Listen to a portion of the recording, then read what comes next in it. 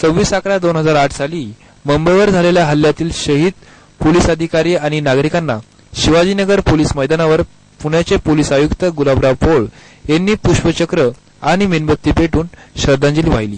26/11/2008 सालचा दिवस देशातील प्रत्येक नागरिकाला जरी आठवला तरी डोळ्यात पाणी येते, कारण या हल्ल्यात आपल्या पोलीस अधिकाऱ्यांना आणि नागरिकांना प्राण गमावावे लागला।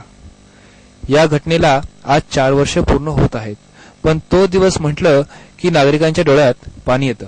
शिवाजीनगर पोलीस मैदानावर श्रद्धांजली वाहण्यासाठी वाहतूक पोलीस शाखेचे विश्वास पांढरे, पुण्याच्या माजी पोलीस आयुक्ता मीरा बोरवणकर, आमदार मोहन जोशी, नेक्स्ट जनरेशन न्यूजचे इक्बाल शेख आदी मान्यवरांनी हजेरी लावली होती। तर यावेळी 26/11 हल्ल्याप्रसंगाची चित्रफीत लावण्यात आली होती, ती पाहताना नागरिकांच्या डोळ्यात पाणी आले होते। या श्रद्धांजली कार्यक्रमास पोलीस अधिकारी आणि नागरिकांनी मोठ्या संख्येने हजेरी लावली होती।